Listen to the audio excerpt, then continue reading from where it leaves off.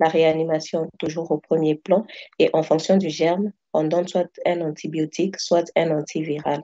Les troubles métaboliques également seront corrigés s'ils existent. Pour les syndromes épileptiques, le choix dépend du syndrome épileptique. On signale il y a pas beaucoup, il y a beaucoup d'antiépileptiques n'ont pas d'autorisation de mise sur le marché en période néonatale, sauf pour le vigabatrin. Pour les syndromes épileptiques bénins, le valproate de sodium peut être proposé. Pour les encéphalopathies épileptiques avec tracé type Suppress-Chat-Bust, euh, sont en général pharmacorésistantes, donc ne répondent pas bien aux anticonvulsivants. Pour les encéphalopathies infantiles précoces, le vigabatrin peut également être efficace. Dans les épilepsies focales symptomatiques à début néonatal, le vigabatrin est efficace en cas de dysplasie corticale focale. Troisième indication, lorsqu'on a des maladies métaboliques, donc en cas de doute ou on attend des résultats des explorations étiologiques, on peut faire un mélange vitaminique comme traitement d'épreuve ou si suspicion d'erreur innée du métabolisme, on arrête tout apport protéique. Encore si possible, on devra faire un traitement épurateur dans un centre spécialisé. En conclusion, nous disons que les convulsions néonatales sont un symptôme fréquent durant cette période. L'EEG est indispensable pour le diagnostic, surtout de certaines crises qui sont infracliniques. L'urgence du diagnostic étiologique est capitale, ce qui va nous permettre de démarrer un peu plus tôt un traitement spécifique. Et on dit encore que la reconnaissance des étiologies, elle est essentielle pour le choix des stratégies thérapeutiques. Donc, comme nous l'avons dit, et l'évaluation du pronostic mêmement. Et le pronostic, très souvent, est péjoratif. Merci pour l'attention. J'ai bien aimé la partie physiopathologie. Tu as vraiment bien expliqué l'essentiel à comprendre sur les convulsions néonatales et pourquoi les anticonvulsivants ne marchent pas souvent en période néonatale.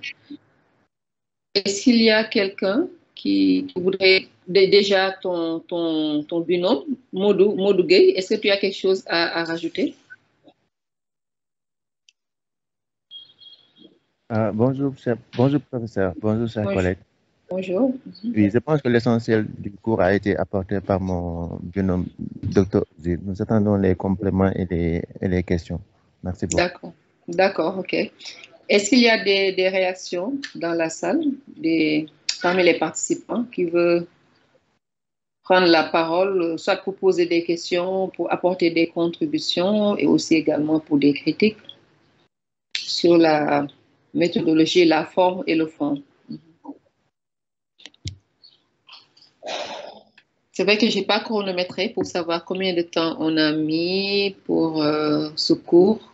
Je pense quand même que ça fait plus de 30 minutes, non? On va dire 5 minutes de discussion. La prochaine fois, je vais chronométrer ou bien je vais peut-être demander à quelqu'un de le faire pour qu'on sache un peu combien de temps on a pour conduire la discussion. Des questions, s'il vous plaît? Ou bien c'est tellement clair que vous n'avez pas de questions. Il y a une main qui se lève, je pense. Oui, il y a 2 personnes qui ont levé la main. Allez-y, on vous écoute. Il y a Sornolo et Lam, je pense. J'ai vu la main de Sornolo d'abord, oui. Oui, c'est Sorna Silo. D'accord. Je remercie Oxil et Modo pour le cours. Mais moi, c'est un cours qui est très clair, mais c'était plus, ma préoccupation, c'était plus par rapport à la surveillance, en fait. Parce qu'en pratique, on reçoit souvent, surtout dans le cadre des asphyxies périnatales, les malades qui convulsent. Et comme elle l'a dit, les convulsions néonatales sont parfois très frustres. C'est des signes qui sont pas du tout francs, c'est pas des convulsions généralisées, tonico-coloniques qu'on reçoit chez les nourrissons et grands. Et maintenant, on nous dit que c'est pas systématique d'aller mettre le Gardenal en préventif. On ne prévient pas les convulsions. Il faut attendre que le malade convulse pour mettre la dose de choc. Et en pratique aussi, on n'a pas le G en continu et tout. Donc, je ne sais pas ce qui peut être dans la surveillance pour pouvoir détecter très tôt ces convulsions-là. parce qu'on n'a que le scope, et le scope, je ne pense pas qu'on puisse avoir des signes de convulsion de façon indirecte. En pratique, qu'est-ce qui pour la surveillance, pour ne pas qu'il y ait des convulsions? En pratique, d'accord. Voilà, merci. Okay. Ils vont répondre directement avant qu'on prenne un autre. C'est la seule question. Ils vont répondre directement avant qu'on prenne une autre intervention. Je m'excuse, Allez-y, professeur. Je m'excuse, j'ai pas très bien compris la question. Ben, je vais la reformuler. En fait, donc ta collègue demande du fait qu'on dise qu'il ne faut pas systématiquement traiter les convulsions, c'est-à-dire il n'y a pas de prévention des convulsions comme les gens avaient l'habitude de le faire, par exemple, dans le cas des encéphalopathies, et qu'il faut attendre d'avoir des convulsions pour les traiter. Elle demande, puisque les convulsions ne sont pas toujours franches sur le plan clinique, ce ne sont pas des convulsions tonico-généralisées, généralisées, tu as bien expliqué dans la physiopathe pourquoi on n'a pas ça, et que c'est souvent fruste et que léger, l'enregistrement en continu n'est pas disponible. Comment faire, en fait, pour la surveillance des enfants à risque de faire des convulsions? Tu as compris maintenant? Oui, j'ai compris. D'accord. Au fait, il faudra bien examiner le nouveau-né d'ailleurs. Comme on a dit, les crises sont frustres. Mais pour ce qui est des crises infracliniques, malheureusement, dans notre milieu, on n'a pas de... Lorsqu'on a des crises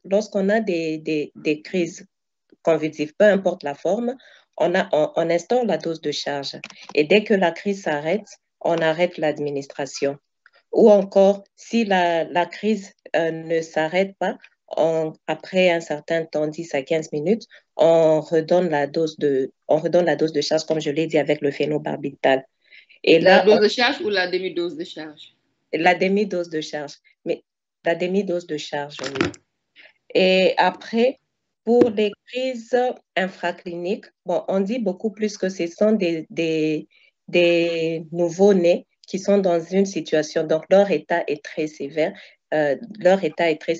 ou encore donc, ils sont dans un coma profond, ou encore ils sont déjà sous anticonvulsivants. Et malgré cela, ils peuvent convulser. Malheureusement, on n'a pas l'EEG dans notre milieu. Bon, là, je ne sais pas comment ce sera. Mais pour ce qui est de la prévention, comme on dit, c'est par rapport à la dose d'entretien.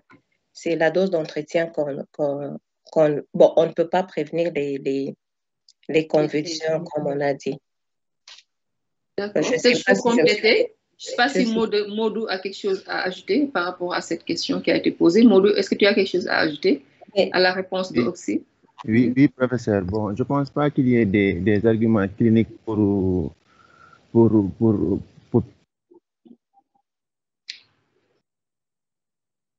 ne t'entend plus.